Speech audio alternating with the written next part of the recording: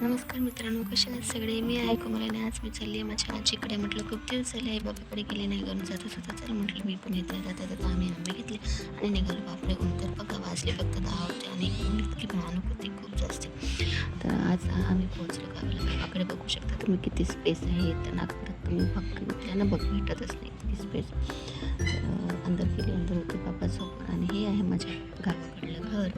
मग बघू म्हणाला, मम्मा मला भूक लागली म्हणते. तसं आईने सरगोणे बनवलेच होते. चल म्हटलं त्याला सरगोणे बनवले. त्याला मॅगी म्हणूनच परत मी असं सरगोणेच माहिती आहे, त्याला अजून मॅगी माहिती नाही. त्याला मॅगी बनवून दिली.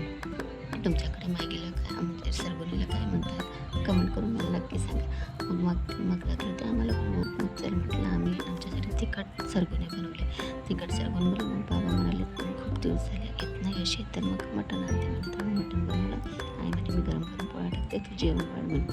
त्यांना जेवण वाढलं, गरम गरम पोळ्या दिले छान. म्हणजे जेवण वगैरे झालं. मग चल म्हटलं शेतात जाऊ. मग शेतात फोटो वगैरे काढला आणि मग वर गेलो. वरतून आंबे वगैरे, आंब्याचे झाडं बघू शकता तुम्ही, इतके मस्त आंबे, एवढे छान लोणच्याचे आंबे आहेत तिथे की खूप. पण आंबे आहेत तर मग बंदरही तितकेच आहे तिथे, एकही आंबा ठेवत नाही. एक बंदर आला की त्यांच्या मागेच धावावं लागते, इतके बंदर आहेत त्या गावाला आणि आंबेच ठेवत नाही, तोडूच पूर्ण फेकून देतात आंबे. आणि ही आहे माझी आई. तर असा होता माझा आजचा दिवस. चला भेटूया पुढच्या ब्लॉगमध्ये. Bye bye.